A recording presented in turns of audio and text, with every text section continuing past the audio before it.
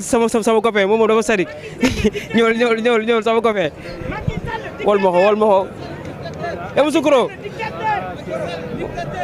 ay moom dafa wol ñu ko grand wol ñu ko moom mu ngi wane li nga xam ne mooy son émotion xanaa tey xàmmee woo ma dem sama yaram moo tàgg waaw asalaamaaleykum asalaamaaleykum na ngeen def barikalla oui tey la moo waral sa teewaay fii en tant que Sénégalais. damaa ñëw fii pour wax Macky Sall na arrêté lu muy def léegi dama bëgg wax sa conseil constitutionnel nañu jël seen kii responsabilité ñu organiser élection parce que Macky Sall paregul di organiser élection ay dialogue lu muy wax ni ba élection calendrier élection kenn mus ko organiser ci dialogue c'est un principe que le conseil constitutionnel devait prendre en charge ñu joxe ci balaa 4 avril ñu am suñu président bu bees parce que Macky Sall lu mu bëgg nii dialogue gars yi du ñu dem bu ñu demul mu bëgg a repousser waat mbir mi du fi am na fexe mu organiser élection mu dem yoonam loolu mooy dëgg waaw. par rapport ak coowal amnistie bi muy wax nag pour seetal ay ñooñam ñii naan tamit également pour génne Ousmane Sonko prison ak Diomaye. Sonko mu génnee ko mu bañ a koo génnee loolu du suñu objectif xam nga lan mooy suñu objectif léegi mu organiser élection ñu dem ñu battre leen ñu dem palais moo ñu yor mais c'est pas. demu leen dialogue yéen ban date ngeen di prôner pour élection yi. soit mu organiser ko d'ici le 10 entre le 11 mars xam nga fii ak le 11 mars dinañ am 15 jours et kii deuxième tour bi mën na nekk le 25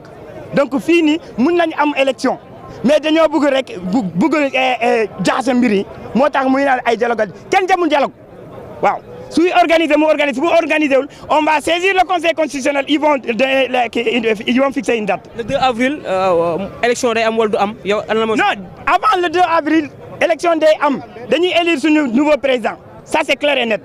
bu yeboo mu xam ko amul fii naan voilà dialogue kenn demul ci dialogue voilà. loo nga ne. ah man de lu ma. non daam loo ko pare nga ne lii mooy lan. maire gàddu bi la Macky Sall yoroon 2011 bu Abdoulaye Wade bëgg a violer constitution bi. ne ko jet du ko def bii la jëloon dem lal ko ci buntu assemblée nationale te boobu lañ ko jëlal nii tey ñu ne ko nu mu ko jaral woon jaral nañu ko incha allah. yow na nga xalaatee coow réew mi également par rapport ak date élection présidentielle. Macky dee caaxaan ne xelu sénégalais rek et képp kuy conscient xam na lu xew Macky moo créé lu mu créé ba pare bëgg ñu indi fi benn crise mu nga xam ne xamuñ fu mu jóge Sénégal laa ngi nii Sénégal pays teranga bu ñu doon wax mu ngi nii dañoo concentré woon sur le 25 ñun demoon nañoon defatuñu benn manifestation loolu ñu ne la focus sur 25 boobu noonu peuple bi moo ko moom du moom moo ko moom du politicien yoo ko moom peuple bi moo ko moom mu fa complètement mu repousser élection yi bëgg forcément aussi repousser élection un an de cela un an de plus te loolu duñ ko nangul te le 2 avril Macky Sall dañ koy déloger ji. ñu ngi taxaw ak Birame Khoudia. Birame Khoudia moo di rassemblement F24 bi. tey jii nii ñëpp di waxtaanee li nga xamante ne moom moo di élection yi dans les meilleurs délais. waaw élection yi dans les meilleurs délais ñun date lañu doon xaar moom muy wax ñu ay concertation ak moom conseil constitutionnel daf ko jox prérogative pour mu jël date moi je crois que l'essentiel c'était de prendre la date lii indi jàmm ci réew mi aussi mooy mu jël date parce que dafa toxaloon date tax jàmm amul kon bu indiwaatee date jàmm am te jox nañ ko occasion porte de sortie mais dafa mel na buggul sortie boobu maintenant il faut que le peuple se mobilise malheureusement pour lui faire entendre raison je crois que loolu moo am ni tey lii pour libération des détenus politiques la mais pour aussi ñu tegaat réew mi ci yoon parce que dialogue boobu bu fekkee ni yow équipe wax naa ko léegi bu fekkee ni championnat dafa démarré championnat boobu démarré ba mu des demi-finale am équipe bu def forfait wala mu am réserve bu mu def au lieu nga woo 4 équipes yi war a dem finale nga woo ña toogoon ñëpp mais loolu dafay tax ñu recommencer moom li mu bëgg mooy ñu recommencer te ñoom duñ ko nangu ñun li ñuy nangu rek mooy 19 candidats yi nga xam ni ñoom la ñu retenir ñu waxtaan jàpp date te ñoom proposé nañ date kon moom lan lay waxtaan moi je crois qu'il y a le temps du dialogue et le temps des élections nous sommes au temps des élections nous ne sommes pas au temps du dialogue. ban date nga jàpp ne buñ ko defee li nga xamante ne moom moo di élection bi moom dina bañ a dépasser le 2 avril. on a parlé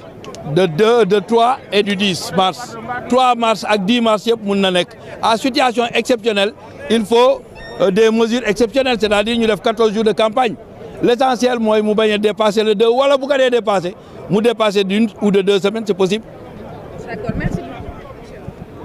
ñu jël papa man damay aw nii yow nga jëm wiir na le ñu jël Déthié Fall mu ngi fële en tant que taskatu xibaar moom mun naa jàll. non en tant que taskatu xibaar.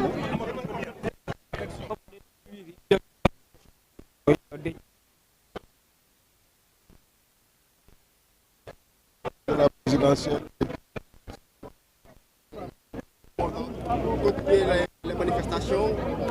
Continuer les manifestations, des manifestations quotidiennes pour le départ du président Macky Sall et surtout pour qu'il fixe la date de la présidentielle. C'est une demande et il doit accéder à cette demande des populations sénégalaises, à cette demande de la démocratie sénégalaise, à cette demande d'une république qui marche, d'une république respectable qui a toujours été celle sénégalaise et il doit nécessairement fixer la date et partir. Vous êtes catégorique que vous n'allez pas répondre à la concertation? Vous savez, on ne peut pas, dans ces conditions-là, répondre à la convocation, d'autant plus qu'il met sur la même table des positions déjà exprimées par des candidats et des positions antagonistes. Et je ne veux pas lui offrir ce spectacle qui se mette en arbitre d'opposition entre opposants. C'est ce qu'il faudrait nécessairement éviter. Par rapport au président, par rapport à l'amnistie, quelles sont les certitudes et les suspicions? Bon, écoutez, je pense qu'il faut qu'il soit très très sérieux sur cette question-là. Il ne peut pas, avec tout ce qui s'est passé, aussi bien en termes de dégâts matériels et humains, sans explication aucune, venir parler de ce sujet qui n'est qu'une distraction, qui est une manière de distraire le peuple sénégalais. Ce qui est aujourd'hui attendu et qui est urgent, c'est qu'il fixe la date de l'élection présidentielle. Par rapport ak si wolof bi ñu gis ne le président de la République woote na dialogue woote également mbiru amnistie lan lañ mën a njort si ay fan yu néew. waaw xam nga le président Macky Sall moom daanaka dialogue bi muy woote mënoon na ñàkk bu fekkoon dafa wéy rek ci li nga xam ni moom la ko conseil constitutionnel demandé te li ko conseil constitutionnel demandé mooy fexe ba fixer date très rapidement pour que élection présidentielle yi mën a am te adduna bi loolu lay déglu ci moom sénégalais yi loolu la ñuy déglu ci moom et mun ñu comprendre dilatoire bii mu nekkee dilatoire bi nga xam ne justifié wul expliqué wul. taxawaayu par rapport ak l'opposition jamono ji jàpp ne am na ñenn ñu xaw divisé wu mais yéen a ngi jéem mobiliser waat lan moo doon cette force actuelle bi. waaw mais xam nga division moom mënul ñàkk ci classe politique parce que xel yi ak xalaat yi mën nañoo bañ a bokk mais li ëpp solo rek mooy li ñu boole di Sénégal et bañ a division yooyu gën a xóot moo tax ku mel ne man ci lii mu wootee dialogue nga xam ne dafa war teg ci table